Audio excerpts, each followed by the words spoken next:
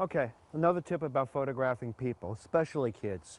When you put the camera up like this in front of you, they're not seeing your face. There's a certain impersonality there, especially with kids. This is what I'm going to do. Watch this. Can I have your name again? Sophia. Could I shake your hand again, Sophia? You know you have beautiful eyes and you have the name of my favorite actress, Sophia Loren. Now, what I'm doing here again is I'm coming down at her level. I'm looking at her in the eye. Okay, Sophia, look at those beautiful eyes. Okay, now I took a picture in the shade. Let's do this. I had to get the picture. Got a picture of this beautiful young lady, but Sophia, can we take a little stroll? Okay, here's another tip. This young lady has beautiful eyes. We've got beautiful light right now, but unfortunately, there in her face, she's going to squint. So this is what I'm going to do. We have her against a nice backdrop.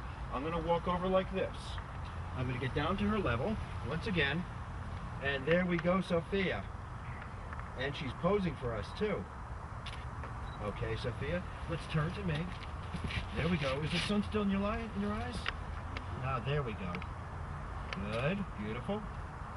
Good. Oh, she's posing. We got an actress here. Okay. Sophia, let's take another walk. Okay, again, another example of working with the right light. The light was very glaring over there. Very harsh on even an adult and a professional subject. We have this very cooperative and beautiful young lady, and what I did right now was I walked over with these bushes over here. The sunlight is coming through here and filtering the image. Now I get the light on her eyes. That's it. Sophie, that's it. You want it? That's it. Beautiful. Okay, again, another example of working with the right light. The light was very glaring over there. Very harsh on even an adult and a professional subject. We have this very cooperative and beautiful young lady, and what I did right now was I walked over with these bushes over here. The sunlight is coming through here and filtering the image. Now I get the light on her eyes. That's it. Sophie, that's it. You want it? That's it. Beautiful. That's good. That's beautiful. You want to look over there? Great. Okay. Now we have a very flattering light. It's not harsh. It picks up all her features, especially her blue eyes. You want to wave again? You want to wave to your daddy? Okay, another thing. Not every great picture is with the subject looking at you. Having the subject looking off creates a more candid shot. It's different. It's from another angle. Again, take a variety of pictures. Now, I could take pictures of her all day long. I'm going to take maybe one or two more pictures. Sophie, can you jump in the air? Can you jump in the air for me?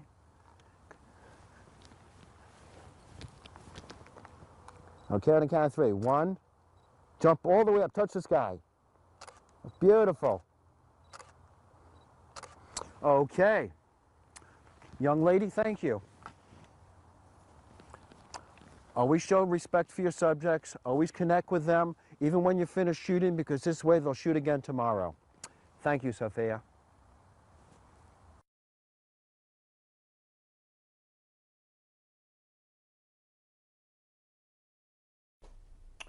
Okay, what we have here again is the lighting problem.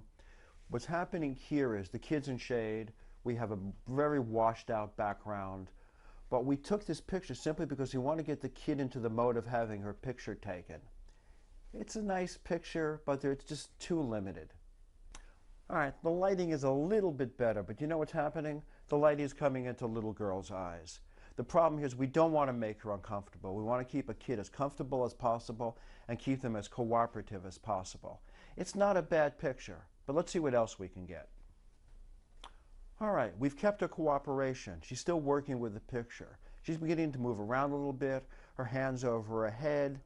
We got a little motion. It's an interesting picture. We have a disconcerting background due to the light, but also the lines of the boards in the background echo her hand. So it's beginning to come together. We're keeping the kid's cooperation. We're working with her. We're basically letting her do what she wants. Now we're working at this a little bit more. You see the way her arm is going around her head? We've got the features on the side, so we've begun to bring out a little bit more of her face. It needs a little bit, but it's getting stronger. We've kept a cooperation. What we've done here now, we've changed our position. Remember the other pictures where we changed our position to work with our limits? What we have now here is something interesting in the background. The green offsets the pink of her shirt and her pants and a little red beret in her hair. We've got a little problem with the shade, but we've got some nice light on her eyes there. She's relaxed. Her hands are on her knee. And we've got an interesting angle there leading from the hands up to the side of the face. We've also gone down to her level. We've tried something a little bit different here. We're down on the ground again. The background is a little dark, but she turned away from the picture, and now she's completely not posing. There's something interesting about her looking off. Again, we have a little bit of problem with the shade, but you notice how the light is coming in on her eyes, and that more than compensates for making an interesting picture. Okay, we're still dealing with the shade problem, but what we've done is we've come completely down to her level. She's looking directly into the eye of the camera, and this is how you want to connect with children. Children are always looking up, and we're looking down at them. Sitting down, she's looking at us. We're on equal footing with this child, and she's on an equal footing with us. We've still got a problem with the light, but the eyes are looking directly in the camera. So again, sometimes a picture can be distracting for certain reasons, but if you have the right elements in the picture, like the eyes, the level, it's going to more than compensate. Now, we've got a little bit of shading problem here. Notice to her right side how dark it is, and then how the background moves to a little bit being light, so we have the light and shade. But what we've done here is we've worked with a really interesting angle. She's offset to the left, and her eyes move to the right. Her eyes are also in line with the pavement behind, which is a little bit lighter.